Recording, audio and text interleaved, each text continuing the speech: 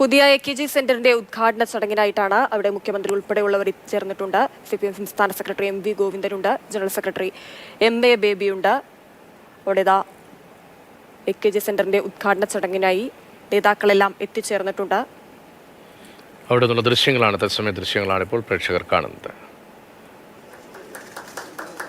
പ്രധാനപ്പെട്ട നേതാക്കളെല്ലാവരും general secretary MA baby, മുഖ്യമന്ത്രി പിണറായി വിജയൻ, സംസ്ഥാന secretary MV Govindan, S Ramachandran Pillai തുടങ്ങി പ്രധാനപ്പെട്ട നേതാക്കളെല്ലാം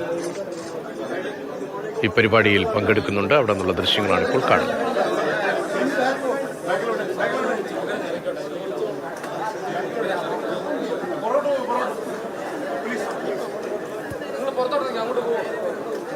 ഒൻപത് നിലയിലുള്ള പുതിയ കെട്ടിടമാണ് പുതിയ AKG സെന്റർ എന്ന് പറയുന്നത്. പഴയ AKG സെന്ററിന് നേരെ ഓപ്പോസിറ്റായിട്ടാണ് ഈ പുതിയ കെട്ടിടം നിർമ്മാണം കഴിപ്പിച്ചിരിക്കുന്നത്. അതിന്റെ ഉദ്ഘാടന ചടങ്ങാണ് ഇപ്പോൾ നടക്കുന്നത്.